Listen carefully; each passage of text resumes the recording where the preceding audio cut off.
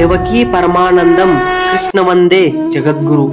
ಭಗವದ್ಗೀತೆ ಸಾಕ್ಷಾತ್ ಭಗವಂತನ ದಿವ್ಯವಾಣಿಯಾಗಿದೆ. ಇದರ ಮಹಿಮೆ ಬಹಳ ಅಪಾರವಾದದ್ದು. ಶೇಷ, ಮಹೇಶ, ಗಣೇಶ ಕೂಡ ಇದರ ಮಹಿಮೆಯನ್ನು ಪೂರ್ಣವಾಗಿ ಹೇಳಲಾರರು. ಇದರಲ್ಲಿ ಸಂಪೂರ್ಣ ವೇದಗಳ ಸಾರವನ್ನು ಸಂಗ್ರಹಿಸಲಾಗಿದೆ. ಇದರ ರಚನೆ ಎಷ್ಟು ಸರಳ ಮತ್ತು ಸುಂದರವಾಗಿದೆ ಎಂದರೆ ಸ್ವಲ್ಪ ಅಭ್ಯಾಸ ಮಾಡುವುದರಿಂದಲೂ ಕೂಡ ಮನುಷ್ಯನು ಇದನ್ನು ಸಹಜವಾಗಿ ತಿಳಿಯಬಲ್ಲನು. ಆದರೆ ಇದರ ಆಶಯ ಜೀವನವಿಡೀ ನಿರಂತರ ಅಭ್ಯಾಸ ಮಾಡುತ್ತಾ ಇದ್ದರೂ ಕೂಡ ಅದರ ಕೊನೆ ಮುಟ್ಟಲಾರದಷ್ಟು ಗೂಢ ಮತ್ತು ಗಂಭೀರವಾಗಿದೆ. ಇದರಲ್ಲಿ ಪ್ರತಿದಿನ ಹೊಸ ಹೊಸ ಭಾವನೆಗಳು ಮತ್ತು ಚಿಂತನೆಗಳು ಉಂಟಾಗುತ್ತವೆ. ಈ ಕಾರಣದಿಂದಾಗಿ ಇದು ಸದಾಕಾಲ ಹೊಸದಾಗಿಯೇ ಉಳಿದಿದೆ.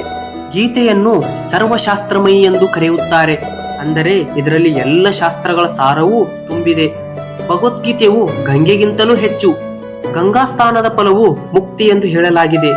ಆದರೆ ಗೀತಾರೂಪಿ ಗಂಗೆಯಲ್ಲಿ ಈಜುವವನು ಸ್ವತಃ ಮುಕ್ತನಾಗಿಯೇ ಆಗುತ್ತಾನೆ ಮತ್ತು ಅವನು ಬೇರೆಯವರನ್ನು ಉದ್ಧಾರ ಮಾಡುವಲ್ಲಿ ಸಮರ್ಥನಾಗುತ್ತಾನೆ. ಗೀತೆಯನ್ನು ನಾವು ಸ್ವಯಂ ಭಗವಂತನಿಗಿಂತಲೂ ಹೆಚ್ಚು ಎಂದು ಹೇಳಿದರೂ ಯಾವುದೇ ಅತಿಶಯೋಕ್ತಿ ಆಗಲಾರದು. ಈ ಮಾತು ಯಾಕೆಂದರೆ ಸ್ವಯಂ ಭಗವಂತನೇ ಹೇಳಿದ್ದಾನೆ, ನಾನು ಗೀತೆಯ ಆಶ್ರಯದಲ್ಲಿರುತ್ತೇನೆ. ಗೀತೆಯು ನನ್ನ ಶ್ರೇಷ್ಠ ಮನೆಯಾಗಿದೆ. ಗೀತೆಯ ಜ್ಞಾನದ ಆಸರೆ ಪಡೆದು ನಾನು 3 ಲೋಕಗಳನ್ನು ಪಾಲಿಸುತ್ತೇನೆಂದು. ಧನ್ಯವಾದಗಳು.